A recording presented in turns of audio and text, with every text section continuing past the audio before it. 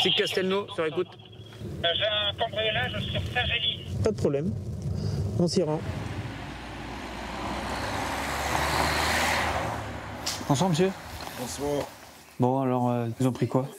Les bijoux, voilà, il faut demander à ma femme. D'accord, d'accord. Les bijoux, essentiellement. Okay. Ils ont ouvert, ils ont pas pris l'argenterie, mais ils ont éparpillé tout ce qu'il y avait dedans, partout. Et voilà la chambre. Alors, je vous laisse rentrer, parce que là, c'est... Mais vous voyez, par exemple, là-dedans, j'avais une parure d'une de mes tantes, elle n'y est plus. Tout d'un coup, je réalise... Mais, ouais, bah, c'est ça. Hein. C'est l'horreur. Enfin, là, je sais même pas si je vais pouvoir dormir. Les voleurs ont emporté pour plusieurs milliers d'euros de bijoux et foulards de luxe. Mais certains objets comptent souvent bien plus que leur valeur en argent. Tout ce qui est matériel, ça passe.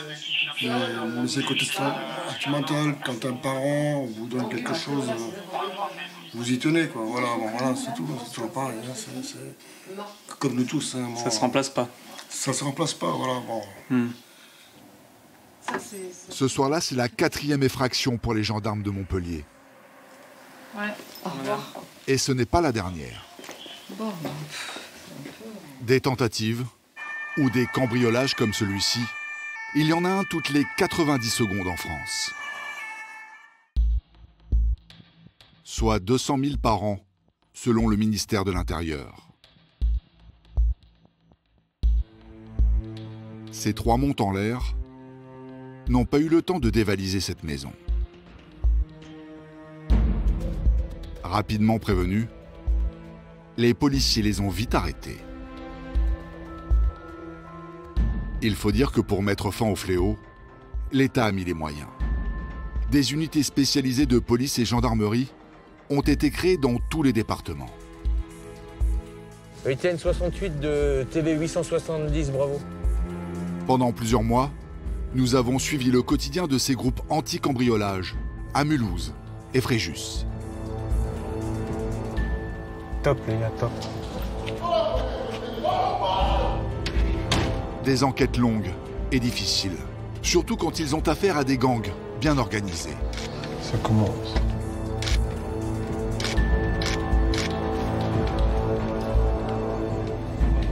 Ça, c'est le tournant du match pour toi, je te le dis sincèrement. Tu voles des trucs, tu vas les revendre où? Pour les victimes, ces intrusions sont toujours traumatisantes. Mais il a eu le temps de passer son bras avec le revolver et me le mettre entre les 2 yeux. Là, je suis au bout du rouleau. Complètement au bout du rouleau. Chronique d'une violence ordinaire, aux conséquences parfois dramatiques.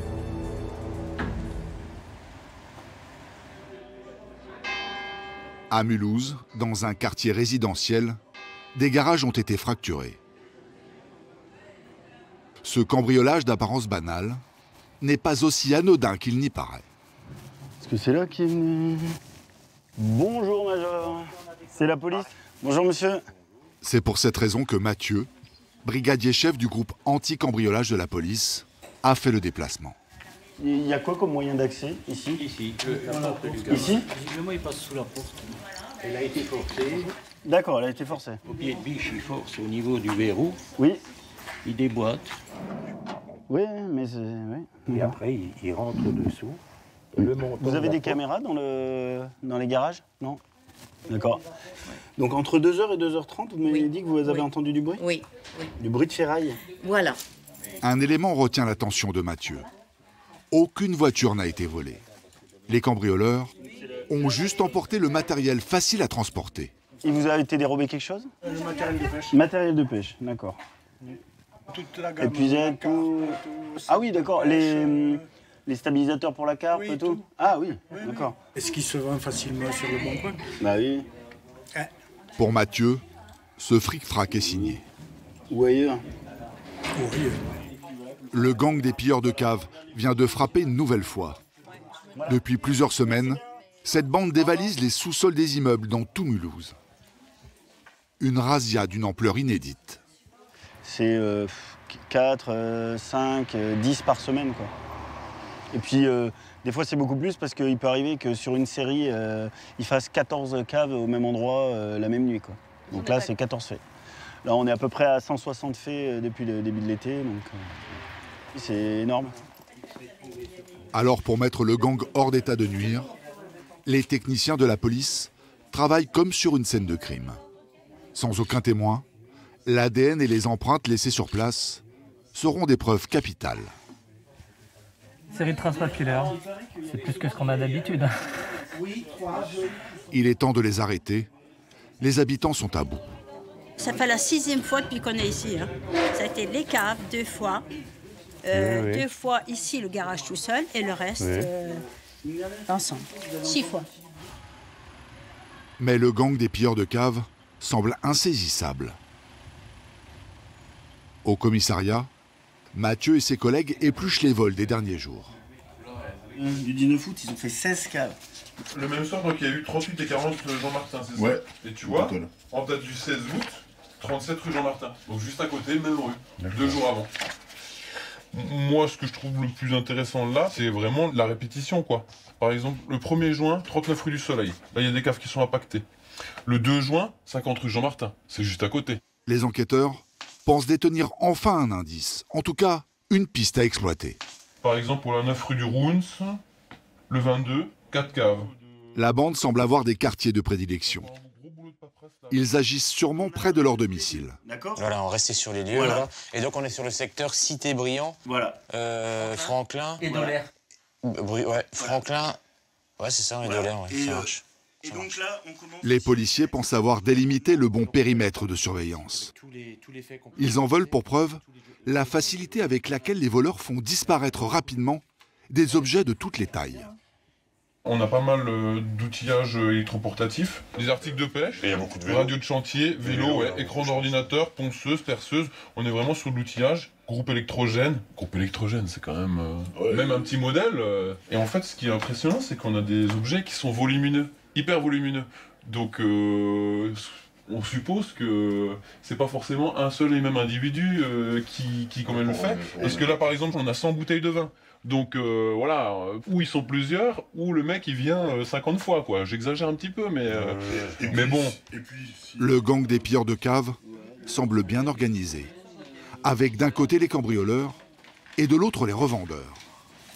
Mais dans quelques jours, après des semaines sans aucune piste à gratter, les policiers vont avoir un gros coup de chance qui va faire basculer leur enquête. Alors qu'en Alsace, les voleurs écument les sous-sols, dans le Tarn, une autre bande a jeté son dévolu sur la concession de caravane de Didier Loup. Allez, hop!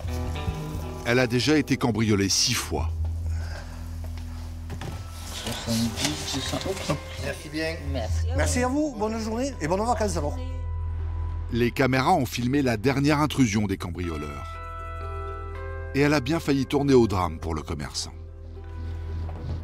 Un soir d'octobre 2018, vers 20h30, 2 hommes se faufilent à 4 pattes au milieu des caravanes. Tranquillement, ils en tirent une vers la sortie, et même quand les lumières automatiques s'allument, ils ne paniquent pas. Grâce au retour caméra installé chez lui, Didier assiste au vol. Il téléphone aux gendarmes, puis saute dans sa voiture avec sa femme. Bon, j'habite à 2,5 km, je suis pas loin, j'ai vite fait de descendre. Sauf que quand j'arrive là-bas, ils étaient encore... En haut de l'image, à gauche, on voit le couple arriver en voiture, puis se mettre en travers pour bloquer la sortie. Donc je me suis garé devant eux pour pas qu'ils partent. C'est parti un peu, bon ça gueulait mais c'était rien de bien méchant. Sauf que j'ai un gars qui m'est arrivé derrière dans le dos, on ne sait pas d'où il est sorti, même ma femme ne l'a pas vu. Donc il a dû me foutre un coup de pied ou un coup de genou dans le dos, je ne sais pas. Et une fois par terre, je me suis fait tabasser. Et c'est là que, donc une fois que j'étais par terre, ma femme a entendu les voleurs qui disaient « Sors la voiture de là qu'on s'en aille ». Donc elle a pris les clés du contact pour pas qu'ils sortent la voiture en attendant que la gendarmerie arrive. Sauf qu'ils ont ouvert la main pour y piquer les clés et en ouvrant la main, ils ont pété le doigt. Quand Didier reprend ses esprits, sa femme est partie se cacher. Quant à lui, il court se réfugier derrière une voiture. Il y attendra les gendarmes 40 minutes. J'étais tout seul. Et puis c'est long, ça dure une éternité, quoi. Vous vous dites, putain, mais ils arrivent quand, quoi. J'ai eu la peur de ma vie, quoi. Finalement, les voleurs se sauvent sans emporter la caravane. Mais ce 6e cambriolage et le passage à tabac qu'il a subi le marquent profondément. Didier tombe en dépression, 4 mois d'arrêt maladie. Ces caravanes sont devenues son pire cauchemar. Elle m'a mené trop de soucis. Mais bon, faut faire avec. Vous avez l'air au bout du rouleau. Ah oui, là je suis au bout du rouleau. Complètement au bout du rouleau.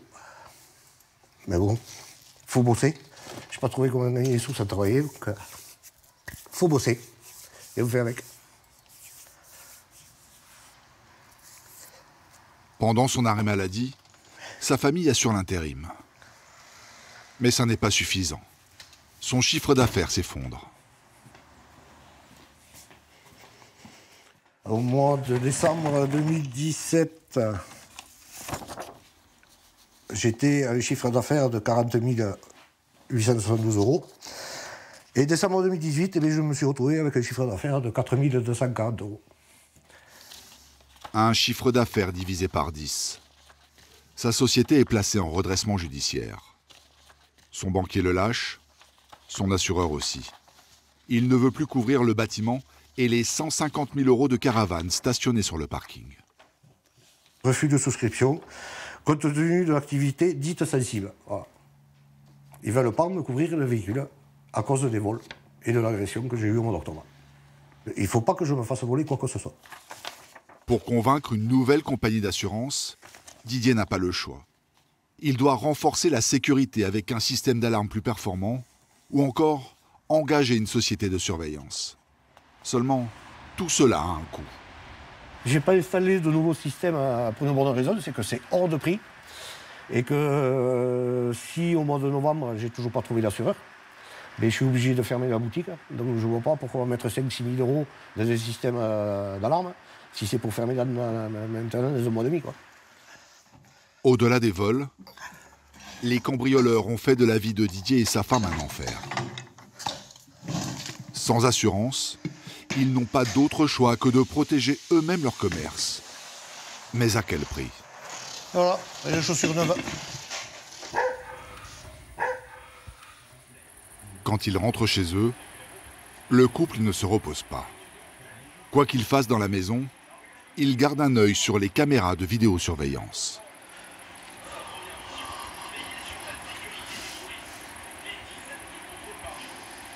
Toute la nuit, ou l'un ou l'autre, on regarde les caméras, on regarde un peu des émissions de télé, mais on passe plus de temps à regarder les caméras qu'à regarder la télé. Voir qu'il n'y ait pas quelqu'un qui vienne, voilà, que le vol ne recommence pas. Mais dès qu'on voit une voiture passer derrière, hop, on la suit. Si elle roule doucement, on est plus attentif, voir si elle s'arrête ou pas. Hein. Dès qu'il y en a une qui passe devant le magasin, c'est le plan plus tard à 200 à l'heure, ça y est, ça recommence. Hein. Bon, puis des fois ça passe, donc voilà. Mais c'est ça toutes les nuits depuis 9 mois. Vous arrivez à en passer des soirées tous les deux, des vraies soirées? Non. Ça peut arriver, un vendredi soir, on sort tard du boulot, on est crevé, on n'a pas mis de cuisinier, on va manger au resto. Mais même au resto, c'est le téléphone sur la table avec les caméras, c'est ça, en permanence, tout le temps. On fait plus rien, on vit plus, je dirais même. C'est vrai que c'est le boulot, boulot. C'est lourd. Ouais. Voire inhumain. Ils ne dorment quasiment plus. La nuit, ils échangent des tours de garde devant l'écran de contrôle. À 21 h, Blandine part se coucher. Ciao, bonne nuit, à demain. Elle se relèvera vers 1 h et surveillera les caméras jusqu'à 4 h du matin. Heure à laquelle elle part au travail. Elle est femme de ménage. Didier terminera la surveillance jusqu'à l'ouverture de son commerce. Le compte à rebours a commencé. S'il ne trouve pas rapidement un assureur, il devra mettre la clé sous la porte.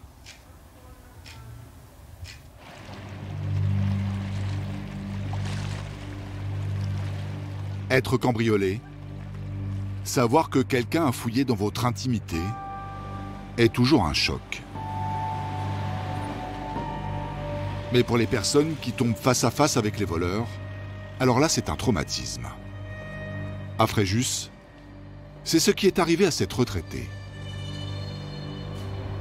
Je sors de ma chambre, je vois la porte ouverte, comme ça. J'ai pensé que j'avais fait une bêtise, que j'avais oublié de fermer la porte. Et j'ai voulu la fermer. Et un gars était là devant moi, sur le côté, avec le revolver. Il m'a mis le revolver sur la tempe. Ce que je fais, c'est peut-être une bêtise. J'ai poussé la porte, je l'ai attrapé, je l'ai jeté. J'ai rattrapé la porte, je l'ai refermée. Mais il a eu le temps de passer son bras avec le revolver et me le mettre entre les deux yeux. Donc moi, j'étais calé comme ça. Je poussais, j'étais comme ça. Je poussais pour justement qu'il enlève son bras. Et puis...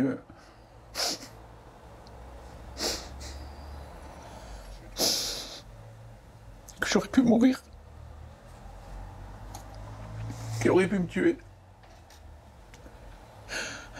Mais ce n'est pas fini.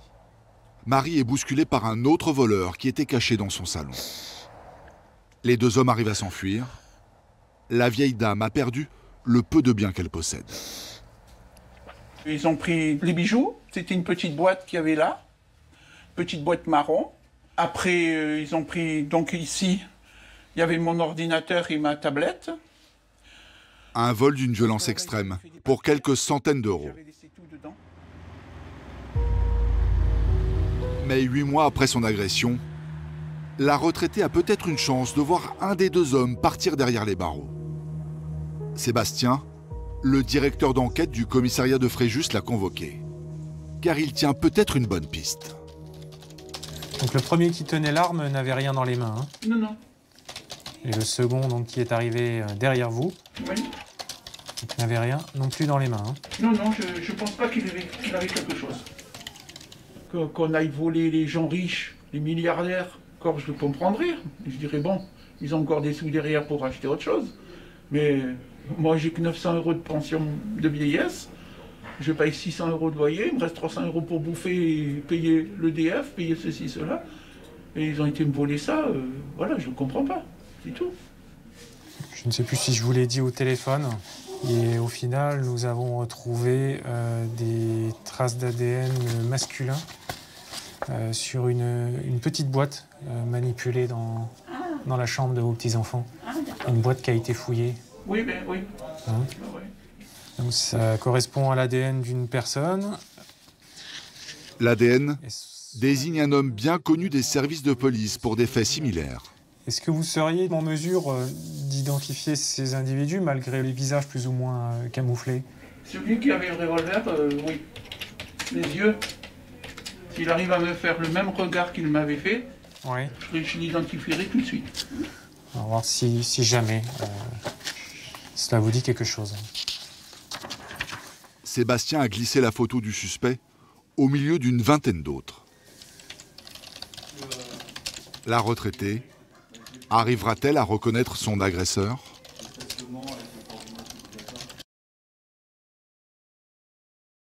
Je vais vous montrer des planches photographiques oui. Sur lesquelles il y a le portrait de 9 individus.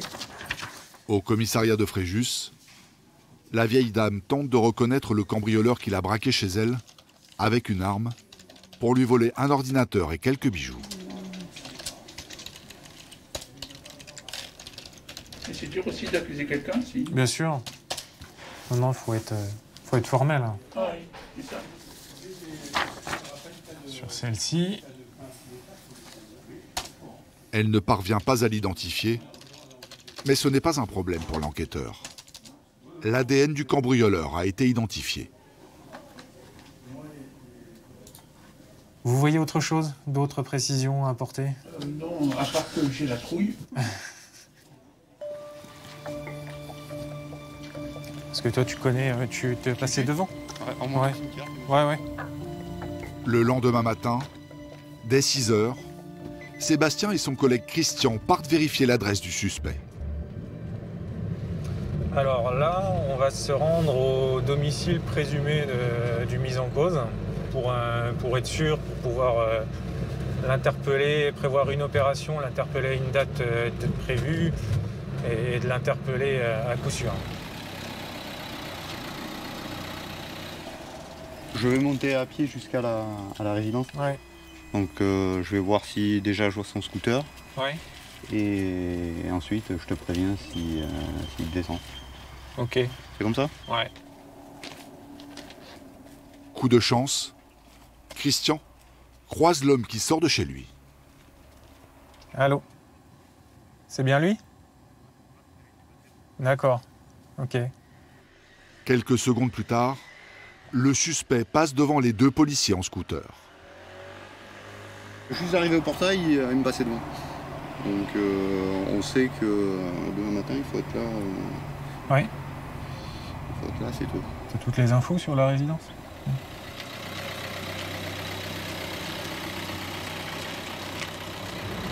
C'est très bien, on a eu confirmation qu'il était là. Maintenant on va pouvoir mettre en place un dispositif demain matin pour l'interpeller. L'individu a déjà été condamné pour vol avec violence. Son arrestation s'annonce musclée.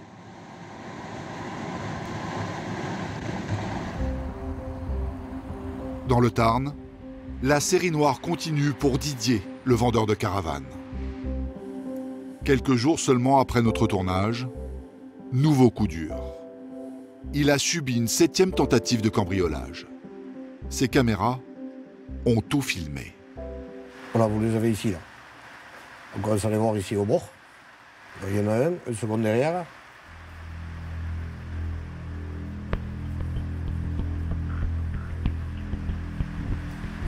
Le camping-car qu'ils essaient de m'enlever, c'est celui-là. Didier assiste au vol de chez lui. Sur ses écrans de contrôle, il envoie un ouvrir le capot pour couper l'alarme, tandis que l'autre tente de démarrer. Il appelle immédiatement les gendarmes qui sont sur place en un quart d'heure. Mais les malfaiteurs leur filent entre les doigts. Le vol a été évité in extremis, mais il y a de la casse. Ils ont coupé les fils, ils m'ont pété le Neyman. Du coup, le volant il est bloqué, on ne peut plus le manœuvrer, le véhicule. Et voilà, moi j'ai tout le système de démarrage. Une connerie encore à 400-500 € pour ma pomme. Car Didier n'est toujours pas assuré. À cause de tous ces cambriolages, aucune compagnie ne veut le couvrir. Aujourd'hui, il a un dernier espoir. Un rendez-vous à Castres, avec une compagnie d'assurance spécialisée dans les véhicules de loisirs. J'y crois pas trop, mais bon, ça coûterait de l'essayer.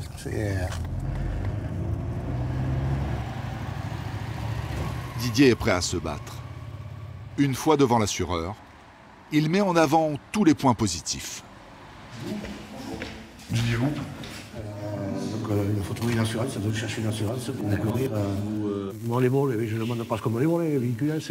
J'ai des caméras, j'ai des antivols de roue, j'ai des antivols de tête. Les dettes, j'en ai payé les 3/4 déjà. Il me reste pratiquement rien à payer.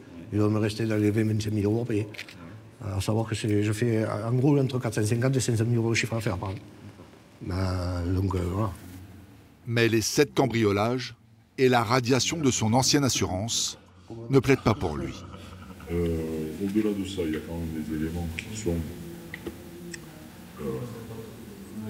au niveau du CV ou du pédigré. Une résiliation compagnie, ça fait une très rouge quand même, une marque rouge sur le dossier, hein, c'est jamais très, très bon. Mais vous pensez que c'est pas possible. Vous m'avez dit, c'est gentil d'être venu, mais... Merci, au revoir. Merci, au revoir. Je vais chercher une solution, je vais voir si on pouvait passer chez nous, ce serait bien. Ouais. Ce n'est pas un nom définitif. L'assureur veut soumettre le dossier à sa direction. Ça marche. Bon, eh bien, ok. Merci beaucoup. Bon après-midi. Au revoir. Didier veut voir un bon signe dans ce délai de réflexion. L'entretien n'était pas trop mal. Je sais pas, il m'a donné un peu confiance. Je pense que peut-être on arrivera à avoir une assurance ou je sais pas. c'est pas trop mal. Je pense qu'il y a un petit espoir. On verra bien. L'avenir de Didier et de sa concession de caravane n'a jamais été aussi incertain.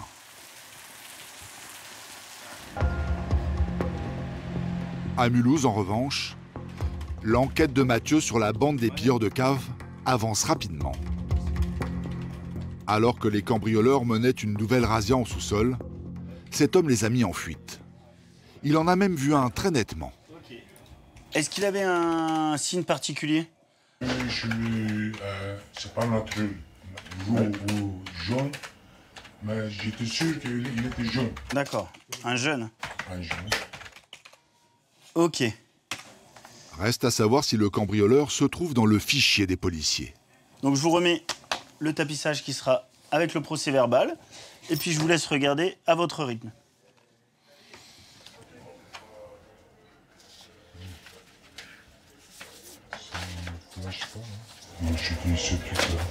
Celui-là?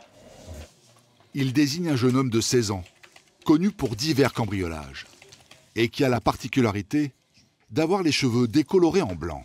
Vous n'hésitez pas à nous rappeler, hein. Merci bien, monsieur. Au revoir. Merci, au revoir. Bonne journée. Au même moment, incroyable coïncidence. 2 étages plus bas, le jeune homme aux cheveux blancs, reconnu sur la photo, vient d'être interpellé par une autre équipe. Il a été pris en flagrant délit lors d'un cambriolage de cave avec un complice. Les policiers tiennent enfin leur première piste. Tu fais quoi avec le tournevis dans ta sacoche? Là, c'est un tournevis spécial pour mon scooter. Arrête, écoute. Ah, c'est vrai? Je viens de l'acheter il y a une semaine. Toi, tu viens? Le complice aussi est connu des enquêteurs. C'est vous qui allez m'auditionner? Je sais pas, on verra bien. Les policiers l'ont vite identifié. Et pour cause. Il apparaît dans une vidéosurveillance. Un vol de cave, commis quelques semaines plus tôt. Déjà même là, bon il est de dos, mais nous on le reconnaît. Ouais. Hein. Donc là il a fait son petit coup de sécu dans les communs. Apparemment il aurait fait tous les étages. S'assurer que l'immeuble est un petit peu vacant, qu'il va être tranquille pour pouvoir travailler. Et on voit que là, hop, il descend où? Au niveau des caves. Après malheureusement il n'y a pas de deuxième caméra. Mais nous, ça nous suffit. Hein. Rien que cette petite capture. Les 2 jeunes sont accusés de cambriolage, mais pas seulement. Ils ont aussi frappé un retraité qui tentait de les empêcher de fuir. Merci. Alors, je te place en garde à vue. Pour un vol aggravé. Pour un vol aggravé? Ouais, un vol effraction, si tu préfères. Dans les caves. J'ai volé quoi? Ah, je sais pas encore. Et en plus, je te retiens des violences aggravées aussi. De quoi? Des violences aggravées. Comment ça, des violences aggravées? Sur la personne âgée. Quelle personne âgée? D'accord. Vous me relâcherez quand? Ah, ça, je ne sais pas. Après une nuit passée au commissariat, les 2 ados sont récupérés par leurs parents dès le lendemain. C'est bon pour lui? Vous pouvez le descendre? Ouais. Mais les policiers ne vont pas les lâcher. Ils ont un plan. Les suivre. Le temps d'identifier le reste de la bande.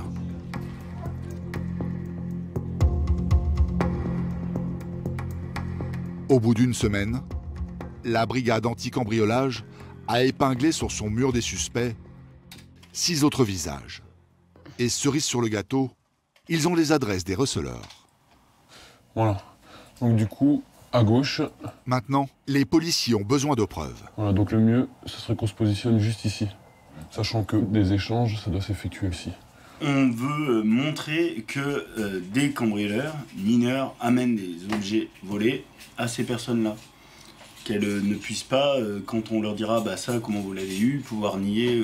Il faut matérialiser pour pouvoir le prouver, pour pouvoir leur montrer en photographie, voilà, vous êtes en contact avec un tel, vous êtes en contact avec un tel et tout ça. On fera les réglages quand tout soit sur place, mais... Donc les caméras, elles sont là, les batteries sont à jour. prends l'appareil photo aussi. Yes. On n'est pas trop mal. Il n'y a plus qu'à. Les enquêteurs vont effectuer leur surveillance depuis une camionnette banalisée. Un sous-marin, dans le jargon policier. On part à la pêche, mais on ne sait pas si on ramènera du poisson. Après, on y croit toujours. Si on n'y croit pas, on n'engage pas. Là, on engage et on y croit. Même un tout petit élément, ça suffira à nous satisfaire. Ils vont planquer devant le domicile d'un receleur bien connu. Le début de 8 heures d'attente. Franchement, on n'est pas trop mal là. Et maintenant, on patiente. Parce que c'est pas forcément des lève-tôt, c'est plus des oiseaux de nuit. Excellent. Ça commence à sortir. Le receleur présumé, c'est cet homme en blouson gris et casquette. Il est rejoint par les jeunes cambrioleurs de la bande déjà identifiée. Voilà. Donc là, il discute, il est au contact d'individus. Il y a de fortes chances qu'il participe lui aussi à la filière du recel. Voilà, donc là, on patiente, on patiente. Les policiers ont maintenant la preuve que la bande et les receleurs travaillent main dans la main.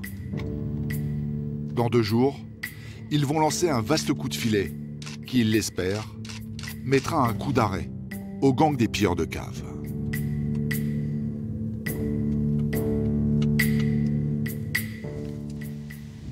Les cambriolages sont un fléau et seuls moins de 20% des affaires sont résolues. Face au manque de résultats, certains commerçants craquent. Ah Eric, elle te fait rêver la moto, non? Dérapent, jusqu'à commettre des gestes qu'ils regrettent toute leur vie. Ah, elle est propre. C'est ce qui est arrivé à Pascal, concessionnaire moto dans l'Orne. Il faut dire qu'il a subi un nombre hallucinant de cambriolages. 53 exactement. Pour pénétrer dans son magasin, les cambrioleurs ont tout tenté. Ils sont passés par la porte de l'atelier, ils sont passés par le grand rideau où on rentre les motos. Ils ont tenté de passer par le mur, mais ils n'ont pas réussi là-bas. Et puis, il y a peut-être 2 vitrines ou 3 vitrines qui sont d'origine, mais après, toutes les autres, elles ont toutes été changées. Ouais. Ouais, je pense que le pire, c'est ça. C'est la porte d'entrée avec la casse des véhicules qu'il y avait à l'intérieur. Là, ça fait mal, ça. L'assurance a tout remboursé. Seulement, à chaque fois, elle revoit ses tarifs à la hausse. Aujourd'hui, elle lui réclame 24 000 € de cotisation par an, contre 7 200 pour un autre concessionnaire comme lui. Sans compter que pour éviter la radiation, Pascal a dû transformer son magasin en forteresse. Je les attache le soir, des gros câbles qui sont là, et qui permettent de les freiner quand ils essayent de venir les chercher. Normalement, ça me laisse le temps de venir les faire fuir. On essaye de s'arranger pour les retarder au maximum.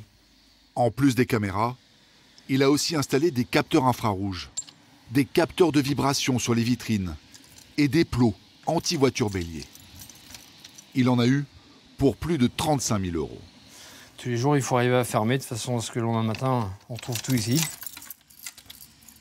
Le soir, tout seul, quand on est fatigué, il faut presque 1 heure. Une personne. Mais son investissement a payé. Son magasin est devenu inviolable. Il faut savoir que ça va faire maintenant 6 ans qu'ils tentent de cambrioler et qu'ils n'y arrivent pas. Mais bon, après, la dernière fois, ça s'est mal passé. La dernière fois, c'était la 53e tentative de vol. Celle de trop. Quand l'alarme du magasin retentit en pleine nuit, Pascal prend son fusil et saute dans sa voiture. Arrivé sur place, il perçoit du mouvement chez son voisin. Quand les capteurs ici sont allumés, je dis là, il y a du monde. Donc je dis là, c'est pas normal. Les voleurs ont actionné les lumières automatiques en se cachant derrière ce hangar. La voiture était garée derrière le bâtiment du contrôle technique qui est ici, là. Démasqués, les cambrioleurs avancent vers lui en voiture et tentent de l'intimider. J'ai fait un premier tir de sommation, ils ont avancé, et puis ils étaient plusieurs dans la voiture, et puis ils ont décidé, coûte que coûte, d'arriver à se sauver, quoi. Donc moi, je me suis avancé vers eux, enfin, vers la voiture là, qui essayait de me foncer dessus. J'ai tiré dans le pare-brise, et là, c'est là que j'avais blessé principalement le conducteur, quoi. Le conducteur est touché à la tête. Pascal est mis en examen pour violence avec arme. Tout l'enjeu de ce procès va être de déterminer le degré d'implication de Pascal Robert. Le commerçant a-t-il délibérément tiré sur les cambrioleurs ou a-t-il seulement voulu immobiliser le véhicule en situation de légitime défense pour se protéger, comme il le dit? Son procès se déroule au tribunal d'Alençon en 2016. La légitime défense n'est pas retenue. Pascal est condamné à 18 mois de prison avec sursis et 12 000 € de dédommagement pour les cambrioleurs. Aujourd'hui, il a pris conscience que sa vie aurait pu basculer définitivement.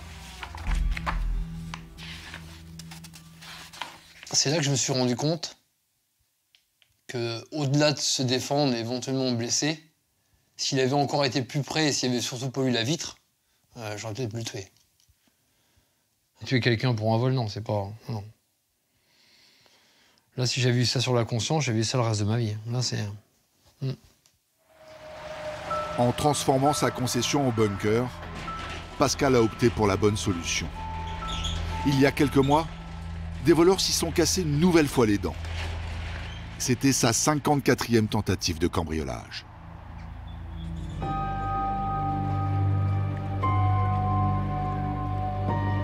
À Fréjus, Sébastien et 5 policiers partent interpeller un cambrioleur ultra-violent. L'homme n'a pas hésité à pointer un pistolet sur la tempe d'une vieille dame. Bon, il y a toujours un risque, donc on fait attention. Il y a toujours ce petit stress quand même qui permet d'être vigilant. Le policier ne compte pas lui laisser le temps de réagir. Dans la journée, l'homme exerce un métier. Sébastien veut le cueillir à son départ au travail. Dans 25 minutes.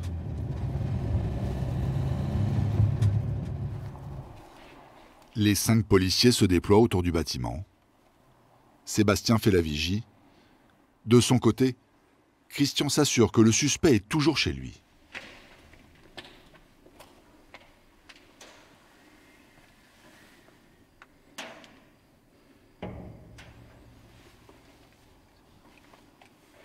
C'est tout con, mais le scout, il est dans le local à vélo.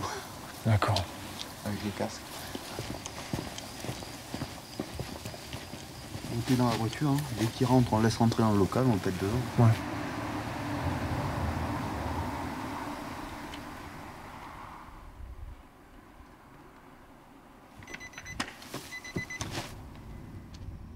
À 7 heures, l'homme ne va pas tarder à sortir.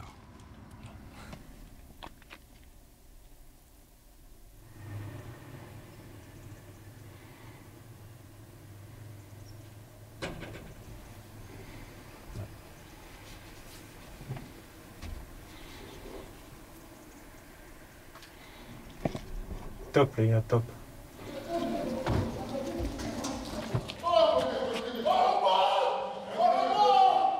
Pour lui, la surprise est totale. Sur le moment, il ne comprend pas qu'il a affaire à des policiers.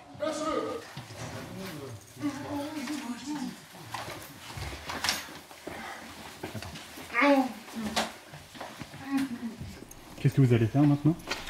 On va voir si on peut faire la perquisition au domicile du mis en cause. Ça s'est bien passé? Ouais, je pense qu'il a été très surpris. Mes collègues étant dans le local, c'est l'effet de surprise peut-être dans le noir. Bon, on va voir ça. Attends, tu me tiens? Je vais chercher mes trucs.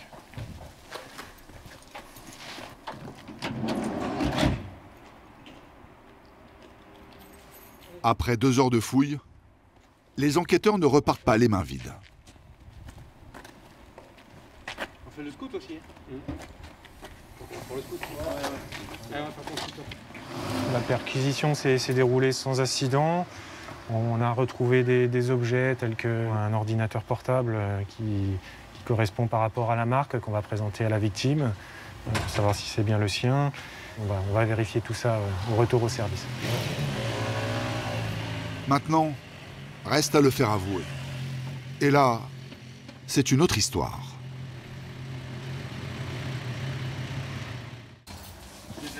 Ça va? Allez, tu enlèves tes lacets, ta ceinture. Pas la ceinture, tu vides tes poches, tu as encore des trucs. Au commissariat de Fréjus, Sébastien va auditionner le suspect qui aurait commis un cambriolage avec violence chez une vieille dame.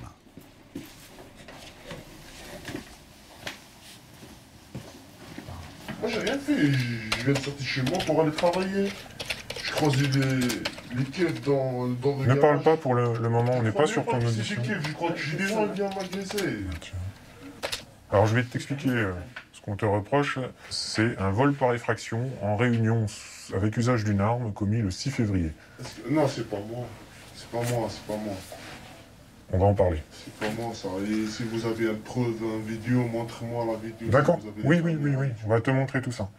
Ok, c'est pas moi, j'ai pas volé, j'ai pas frappé les gens, je suis pas violent, je travaille pour moi.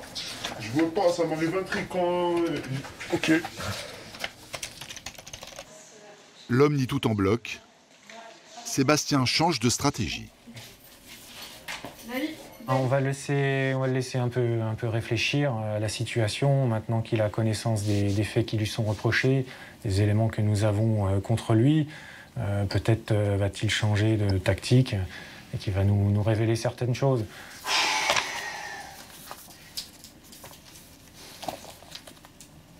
Au pire des cas, est-ce que vous avez suffisamment d'éléments pour le déférer au tribunal?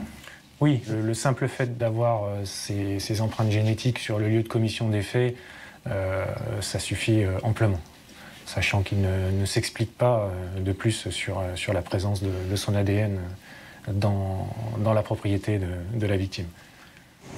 À gauche, on prend les escaliers. Le lendemain, jugé en comparution immédiate, l'homme a fini par avouer sa participation au cambriolage. Mais il a nié avoir braqué la vieille dame avec un pistolet. Il a été condamné à 30 mois de prison et 5 ans d'interdiction de séjour en France. Tandis qu'à Fréjus, les enquêteurs bouclent leur enquête. À l'autre bout de la France, au petit matin, le commissariat de Mulhouse s'agite.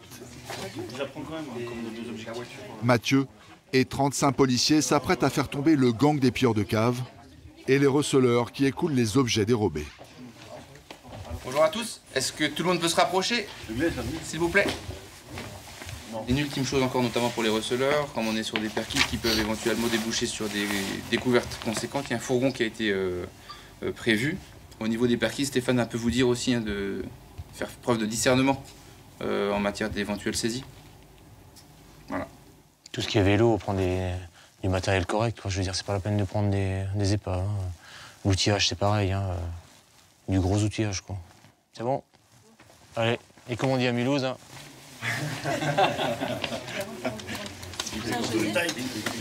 J'ai bon. On veut un deuxième? Ils vont tenter d'arrêter simultanément 7 cambrioleurs et 3 receleurs.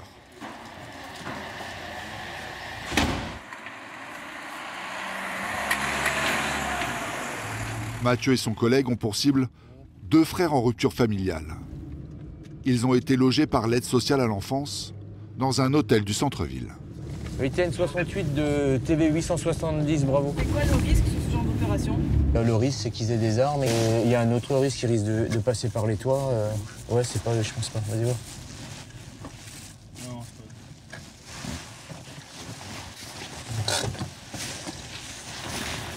J'ai rangé, tu fermes bien la clé parce que... C'est là, hein? Ouais, faut que j'aille les véhilations. Allez, chacun à l'escalier, ouais. Il n'y a que toi qui as les clés. Ouais, il n'y a que moi qui ai les clés. Cinquième. Grâce au pass de l'hôtel, Mathieu a pu entrer discrètement dans leur chambre et les surprendre dans leur sommeil. Les 2 mineurs n'opposent aucune résistance. Les autres collègues, ils vont descendre et ils vous donnent la clé de la chambre aussi. C'est bon? Il n'y a pas de dégâts. Merci madame, hein, bonne journée. Au revoir. Toutes les équipes ont eu leur cible. L'opération est un succès. 870 bravo au retour avec une interpellation. La journée va être longue pour les policiers. Ils ont 10 suspects à entendre. Parmi eux, les 2 jeunes qu'ils avaient laissés filer pour remonter la bande. Maintenant, les enquêteurs peuvent révéler à l'un d'entre eux qu'il était déjà identifié par des caméras de vidéosurveillance. Devant l'évidence, le jeune avoue.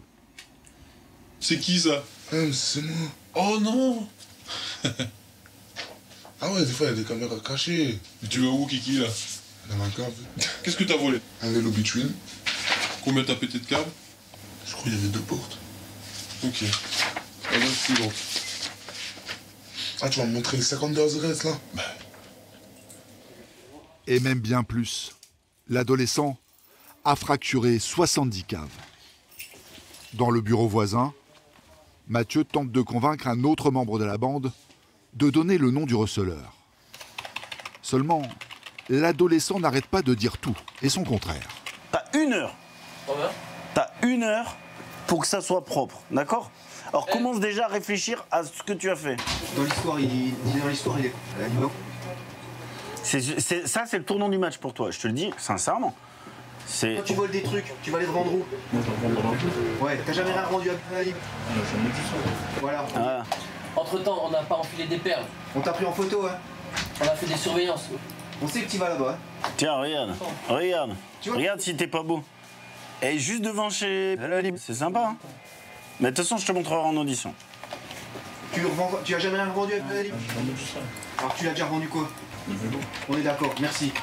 Donc les vélos que tu lui revends, il faut en parler en audition. Ils viennent d'où les vélos? Ça, il faut que ça sorte. Hein. Ils viennent d'où? Ça dépend des vols.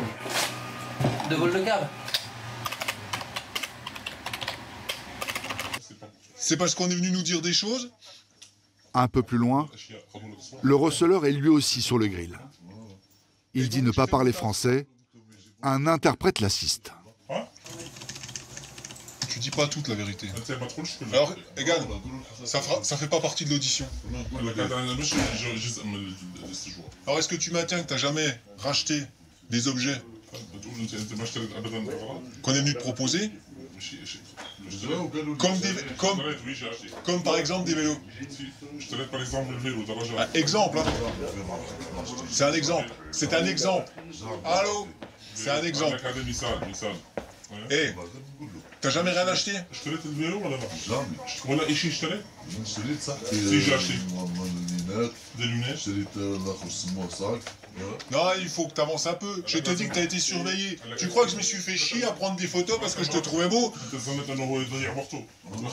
Mais face aux preuves, l'homme finit par passer à table. Bon, en ce qui concerne le reseller, il est rhabillé. Il est rhabillé, donc c'est bon. Hein. Ouais. Donc il y a le petit Laurent qui reconnaît donc lui avoir vendu un vélo. Lui, il reconnaît avoir acheté un vélo volé. Le recel de vol, il est constitué. Pour lui, on est bon. Dans le couloir, s'entassent les objets retrouvés chez le receleur. Du matériel de camping, des outils, des vélos. C'est le vélo qui a été reconnu par le mineur comme ayant été dérobé et revendu au receleur pour une valeur très inférieure au prix de ce vélo. On voit qu'il est en parfait état. Il est neuf, quoi. Il n'y a pas une rayure, il n'y a pas une éraflure, il y a encore la sonnette. C'est un vélo qui est neuf, quoi, et qui se revend 70-80 € dans la rue, quoi. Soit 5 fois moins que sa valeur. On espère les rendre parce que nous, effectivement, on travaille pour les victimes. Donc rendre les objets aux victimes, c'est le meilleur moment de la procédure pour nous. Les 7 membres du gang des pilleurs de cave sont mis en examen pour vol aggravé. 2 d'entre eux sont incarcérés sur le champ. Les autres restent libres jusqu'à leur jugement. Ils risquent 5 ans de prison. Le receleur, lui, est passé en comparution immédiate. Il a écopé de 13 mois de prison.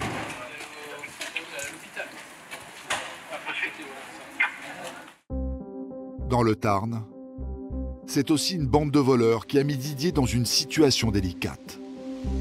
Après 7 cambriolages, le vendeur de caravane a fait un burn-out. Son commerce a périclité et son assurance l'a révoqué. Même si aujourd'hui son chiffre d'affaires est reparti à la hausse, aucun assureur ne veut le prendre en charge. Ce matin-là, il a rendez-vous au tribunal de commerce.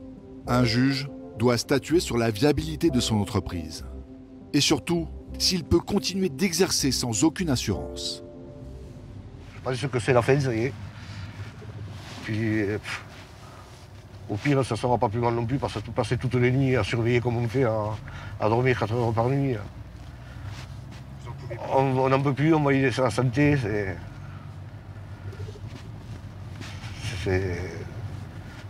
C'est vivable, quoi. Invivable, car Didier et sa femme surveillent jour et nuit les caméras du commerce. Son avenir se joue maintenant. Bonjour.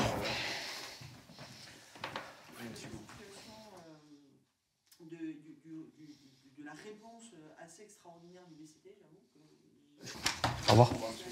Pardon. 30 minutes plus tard, Didier ressort avec le sourire. La juge lui laisse un sursis. C'est... Ouais. J'y croyais pas. Ouais. J'y croyais pas, ouais. Bon. Oui, pas trop mal non plus. J'aime bien. Bon, c'est toujours ça la gagne. Ouais. Il faut encore comme cravache. Il faut qu'on trouve des assurances. l'assurance. Allez, voilà. Allez. Au revoir. Merci, maître, à bientôt. Didier reprend espoir. Mais quand il arrive à la concession, sa femme, elle, est plus mitigée. Ben, on y est pour tout le monde plus. On y est pour tout le monde plus. Sans assurance. Hein? Sans assurance. C'est ce qu'a dit madame la procureure de la République, qui m'a donné un sursis de 3 mois pour trouver une assurance. Parce qu'une entreprise comme ça, il ne fallait pas que ça ferme, que ça tournait, et voilà. Et au bout de 3 mois, on fait quoi? Si j'ai pas d'assurance, liquidation. Calculer pour nous sauter, quoi. Voilà.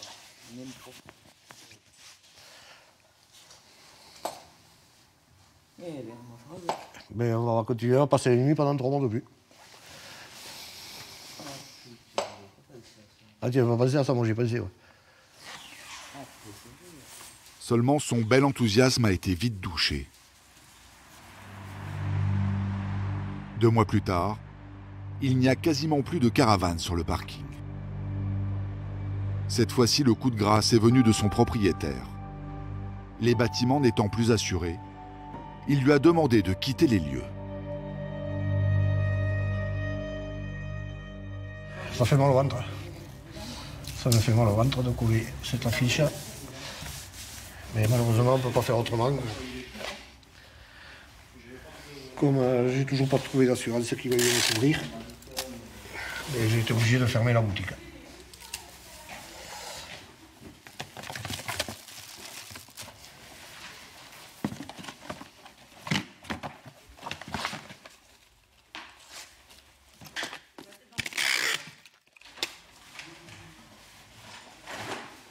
On perd le commerce, on perd beaucoup de choses.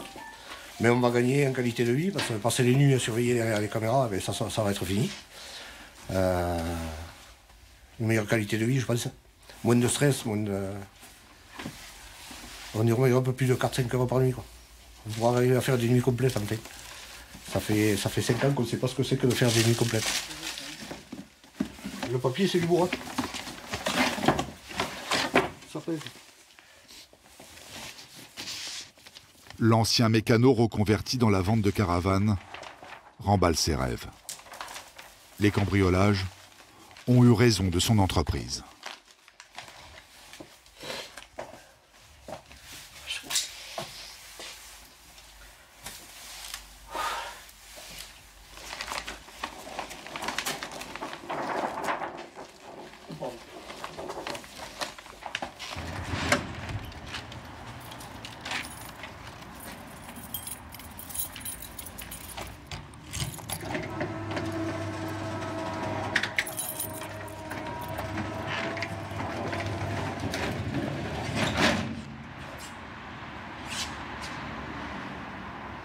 Ça y est, c'est la fin, c'est...